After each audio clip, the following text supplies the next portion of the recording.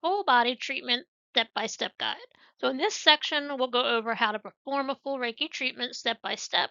And then I'll show you the hand positions in the next section. They're pretty much the same as when you do the self positions. Um, if the client's laying down and you're doing them on somebody else. But there is more of a ritual. You can do the same ritual when you work on yourself if you want. There's a more of a ritual that you do when you work on other people.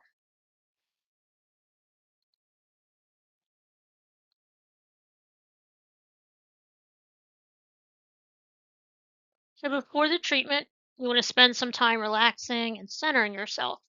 Usually I'll put my arms out and kind of scoop up earth energy up above my head and then pull it down in the center, kind of ground myself and center myself. You can spend time in meditation. You could do a Gasso meditation beforehand if you like. Depends on what you want to do and how you want to create your before Reiki ritual. If you're doing a lot of people in one day, you may want to start the morning out doing a Reiki ritual so that you are tuned and ready to roll, and then you can just do, all the clients or whoever you're working on that day. The room should be quiet and tidy. Relaxing music may be played in the background. You want to let the client know that they remain fully clothed, but ask them to take off their shoes and their jewelry, as we talked about prior to this.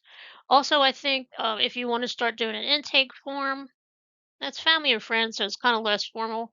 But if you want to start an intake form, these are questions that you can put on there too, or onboarding form. You want to let them know what to expect if they've never had a Reiki session before. They may relax, fall asleep, experience some visions or memories, sudden twitching, jerking of limbs, may get quite emotional. The more often you give treatments, the more reactions they may experience. I said sometimes they look like bacon popping on there. Ask if they are happy to have hands placed on the body or would they prefer the hands off treatment. Both are equally effective. Like I said, hands off, you can do about height of a dollar bill off the body through all the same hand positions. Let them know that no personal or delicate parts of the body will ever be touched. The energy will flow wherever needed. And again, sensitive areas are eyes, the throat, chest, and the genital area, the root chakra area.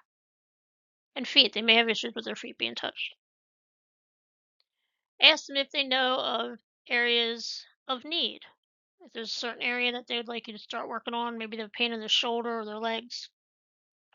Otherwise, just start the sequence of 12 hand positions or let your intuition guide you. You want to let them know that if they do not feel comfortable with a particular placement of your hands, let you know and you can lift them off or move them slightly. You want to assist them getting on to the treatment table. They should have a blanket to cover them if they want it, because their temperature may drop when their body relaxes or as they receive treatment. A knee roll should be placed under the knee joints to relieve pressure from the lower back, and a pillow or two should be under their head as a headrest. You want to make sure that both the client and yourself are in a comfortable position. If it feels right, you may ask them to set an intention. Intend this treatment will bring them healing or will bring them what is right for them at this time. Maybe they want to give up smoking. Intention could be that. Maybe they have some grief. The intention could be that. Maybe they've got something going on they're not sure. The intention could be getting to the source of whatever that issue is.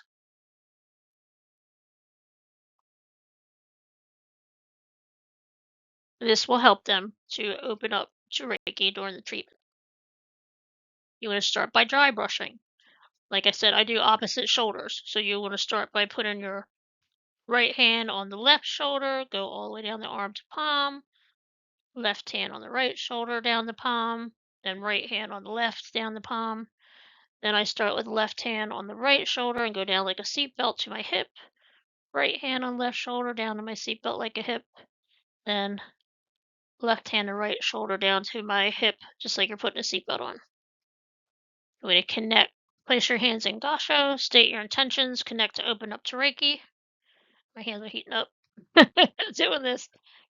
Then you want to connect to the person, which is optional, by placing your hands on their aura. Some people like to fluff the aura. There's instructions on how to do that. I don't have it as part of this course, but there's instructions on how to do that in the group. Now you're going to reach up. So above your head, if you ever see the pictures of Jesus or paintings of Jesus or religious people, they've always got that golden halo over their head. That is your soul star or Viracocha. So that is like a golden light. That is your eighth chakra. So you're going to reach your hands up. You're in Gasho. You're just going to come out of Gasho and reach up above your head into that eighth chakra. You're going to turn the hands away. So the palms are facing away, backs of the hands are together. And then you're going to bring that golden light down around yourself like a bubble.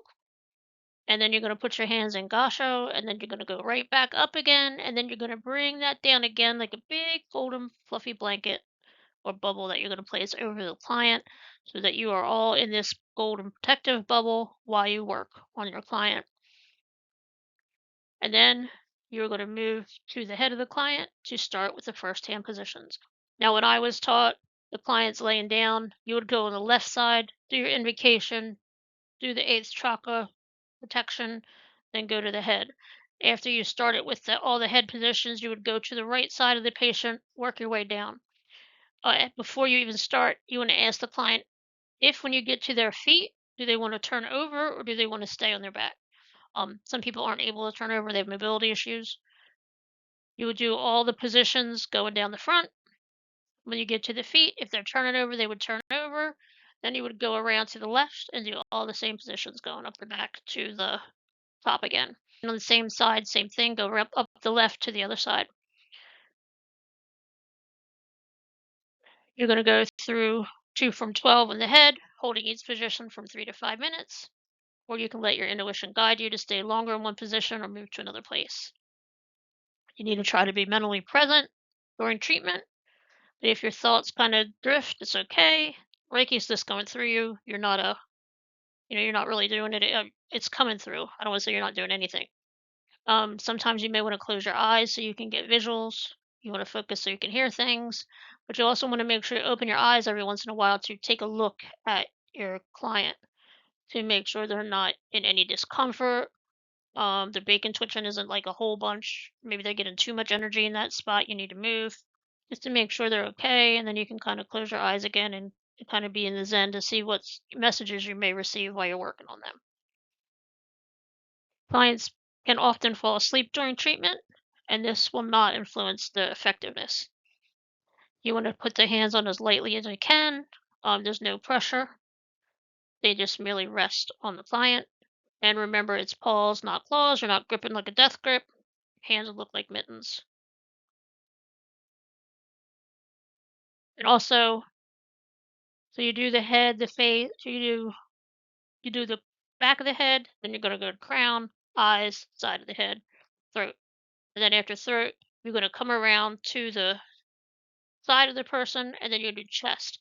When you do it, you're gonna have, we'll say, your left hand is closest to their left shoulder, and your right hand is closer to the right shoulder. Gonna be a fingertip touching the heel of your hand. And then when you move to the next position, you want to take the right hand to the top. So that's on the left side, and then the left hand underneath. And I'll show you, in course, I'll pause the video and show you what I'm talking about.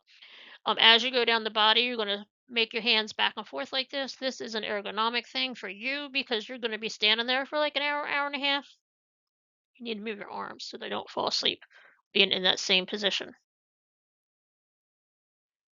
Try not to have expectations about the outcome of the treatment, as Reiki often works in unexpected ways. Like I said before, what they think is the issue may not be the issue at all.